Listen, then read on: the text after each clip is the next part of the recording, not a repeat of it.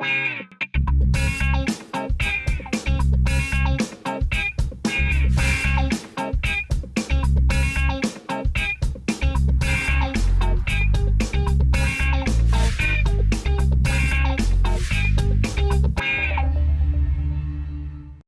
tal? ¿Cómo le va? Bienvenido a una nueva edición de Portal Agropecuario.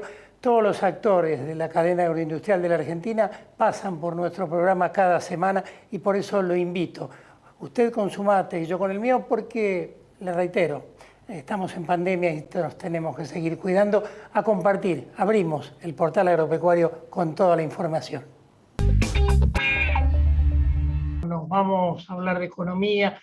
El gobierno parece que un día dice negro, otro día dice gris, al otro día dice colorado, pero evidentemente sigue teniendo en la mira el sector agropecuario.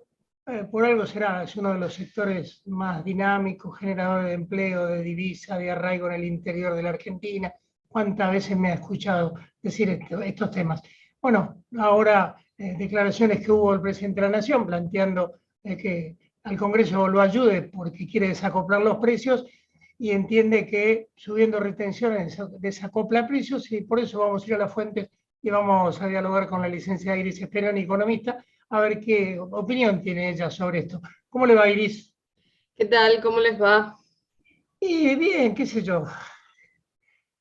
Me parece que estamos a veces en el borde del precipicio y alguno quiere dar un paso para adelante. Sí, en realidad desde un punto de vista internacional es un momento único para la Argentina porque suben los precios de los bienes que la Argentina exporta. Recordemos, los más grandes, los más jóvenes no van a saber de lo que hablo, que durante décadas y décadas, por lo menos toda la segunda mitad del siglo XX, los economistas de los gobiernos, de todos los gobiernos, los de la universidad, hablaban de la economía de la CEPAL y de la línea ideológica de la CEPAL, diciendo que el problema de la Argentina y el problema de Sudamérica era que los precios relativos de los productos que los países del tercer mundo exportaban eran bajos, y eso era la razón de la pobreza estructural en la Argentina y en Sudamérica.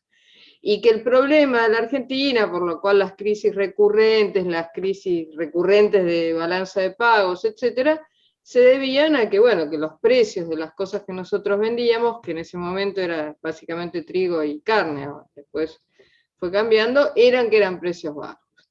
Entonces, ahora los precios son altos y tienen otra mentira. Como esa mentira no sirve, cambian de mentira. Entonces, a mí me parece, invito a todos mis colegas a tratar de desnudar esas mentiras estructurales, y no estructurales, instaladas por la prensa, en la televisión, en los diarios, y que son las herramientas que tienen los políticos argentinos para engañar al pueblo.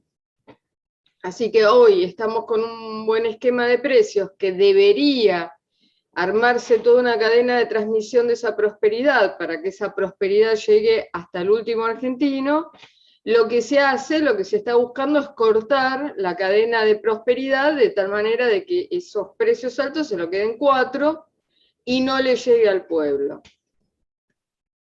Esa falsía, esa maldad,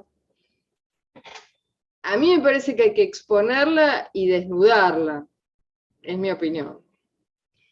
Ahora, evidentemente, como yo decía en la introducción, el gobierno busca divisas, tenemos precios internacionales muy buenos, pero también tenemos precios de insumos que se escaparon, la urea, un montón de fertilizantes, y también, como usted lo ha planteado más de una oportunidad, un tipo de cambio muy diferencial para el sector productivo, con lo cual no sé si ese momento excepcional para Argentina los productores lo van a aprovechar y el gobierno lo va a poder aprovechar porque las liquidaciones de divisas van a venir, supongo yo que hasta el mes de julio, segundo semestre no va a ser tan benévolo con los ingresos para las arcas del Estado. el gobierno está en el mejor de los mundos porque los productores siembran igual, el año pasado fue cosecha récord, que es lo que ellos dicen. Bueno, tan malas no deben ser las medidas económicas nuestras cuando hay cosecha récord.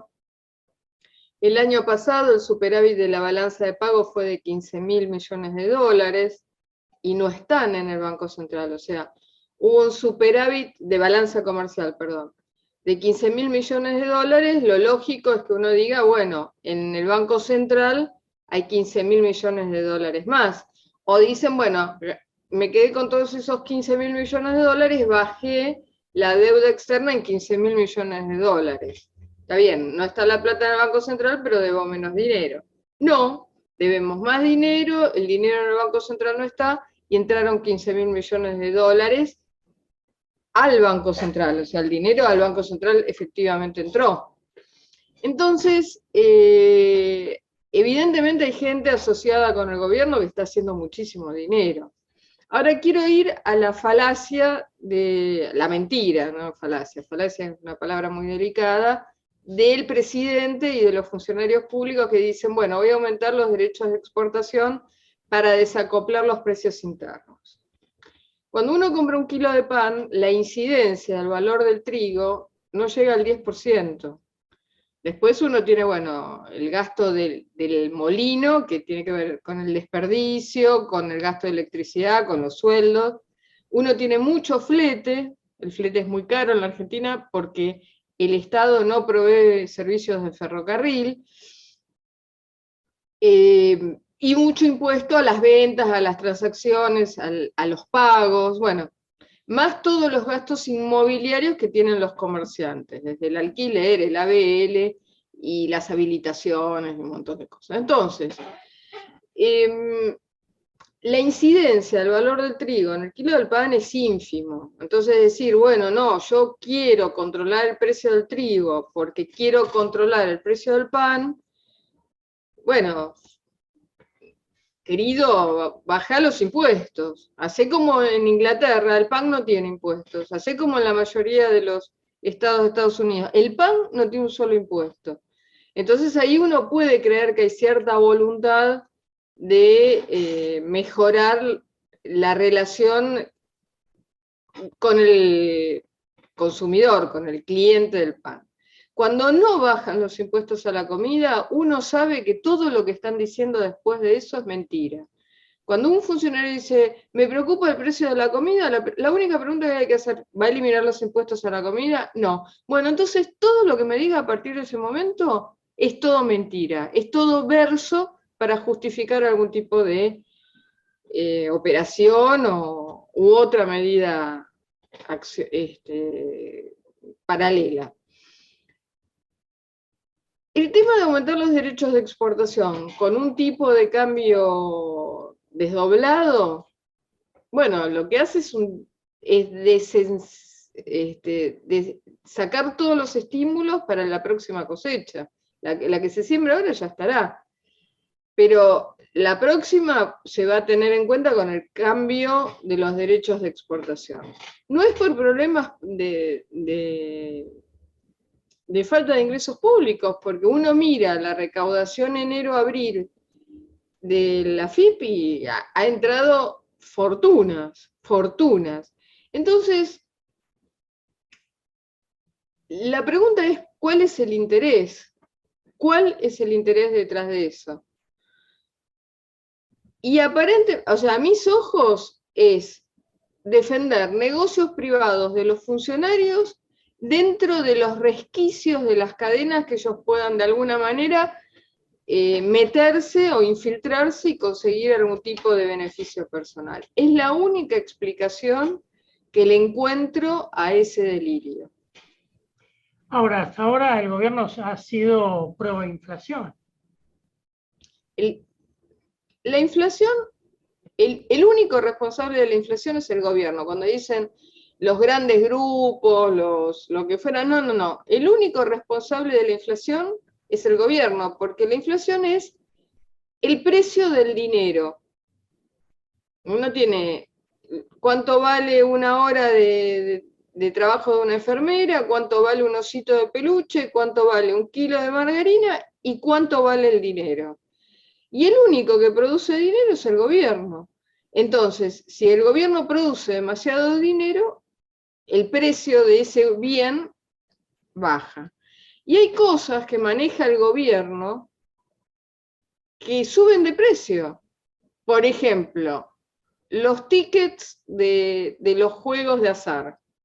Es una cosa manejada por el gobierno o los gobiernos, si fueran los provinciales, y lo aumentan todo el tiempo. Dice, ¿qué costo de producción tienen ahí? No tienen ninguno, sin embargo lo aumentan. Entonces queda claro que el único responsable de la inflación es el gobierno.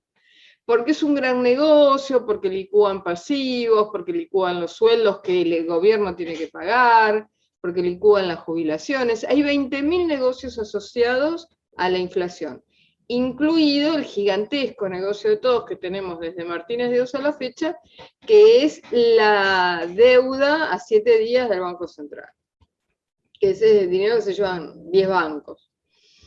Así que,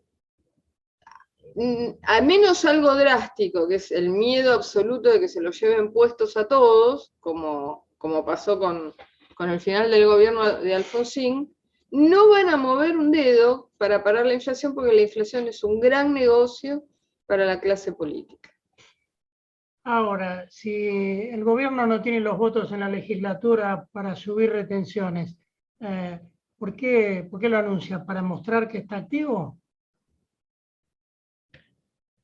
Creo que hay dos objetivos. Uno es para decir, tengo que hacer algo. Algo para la inflación.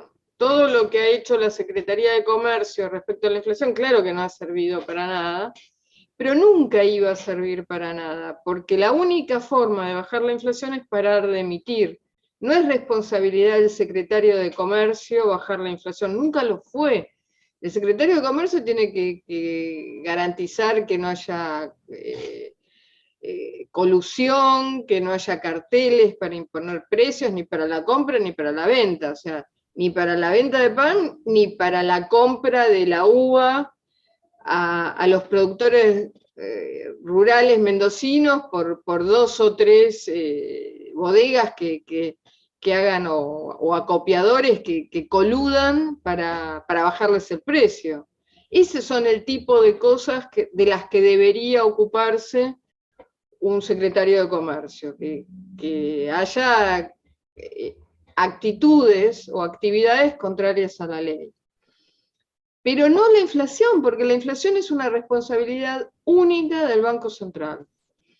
Entonces, lo que el gobierno trata de hacer es decirle a la población, en particular a su propia masa de votantes, decir, bueno, muchachos, nosotros, 1, no somos responsables de la inflación, 2, estamos haciendo lo que podemos, 3, el responsable es este o este o este, van rotando los malos de la película, y estamos tratando de ponerlos en caja. Esa es una parte, que tiene que ver con, digamos, con la arena política, con el discurso político. La otra razón que a mí me parece es que hace mucho tiempo, desde que está Néstor Kirchner, que tratan de meterse en los negocios agropecuarios, aliándose con Juan o con Pedro para ver si consiguen alguna renta excepcional en algún lado de la cadena y ahí poder ver si consiguen algún dinero para ellos. Es decir, bueno, a tal eslabón, que lo van rotando a ver cuál puede ser, le hago ganar un poco más a costa de los otros eslabones de la cadena, pero a cambio quiero un soborno, un retorno.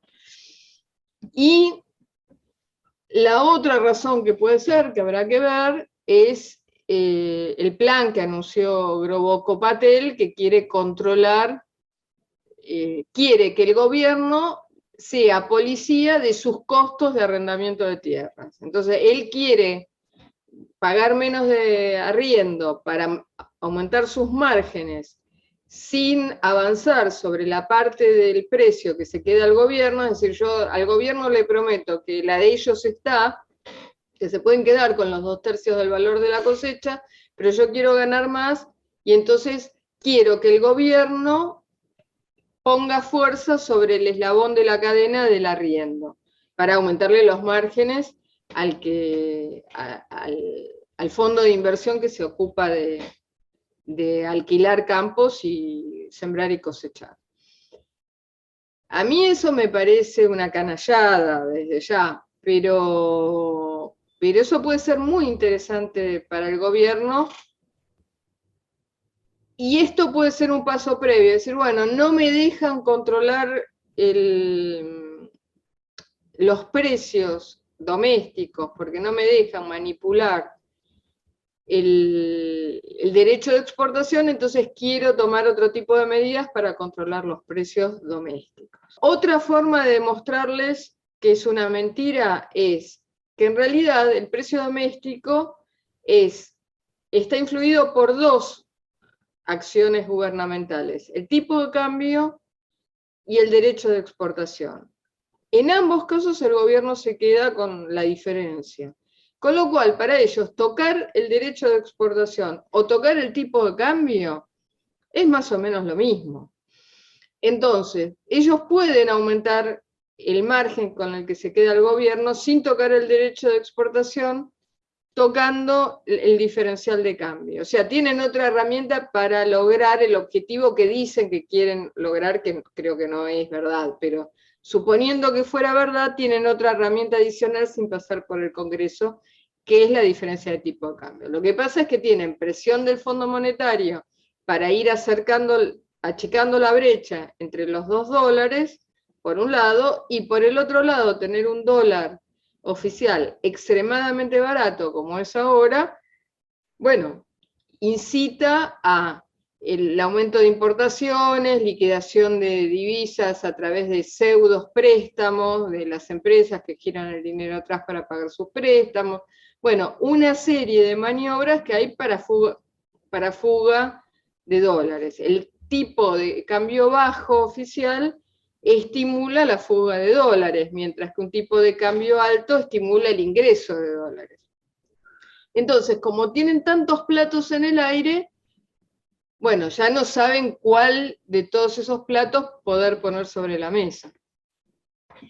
Iris, le agradezco mucho estos minutos. Vamos a seguir abordando todas estas cuestiones que parece que no tienen fin, ¿no? Este carretel de hilo, uno cree que va llegando al final y siempre se encuentra con otro tramo del hilo. Que tenga una excelente semana. Igualmente. Licenciada Iris Sperone, economista, hablando de temas muy importantes, dejó muchos títulos. El desacople de los precios no se logra subiendo retenciones, sino bajando o eliminando impuestos. La inflación la provoca el gobierno, entre otros títulos que nos deja para ir contándoles. Hasta aquí una nueva edición de Portal Agropecuario. Lo invito a compartir la próxima semana un nuevo programa con todo el quehacer cotidiano de esta agroindustria que es generadora de divisas, de mano de obra, de arraigo en el interior profundo de la Argentina, una de las actividades más dinámicas que tiene nuestro país. Chau, que tenga una excelente semana.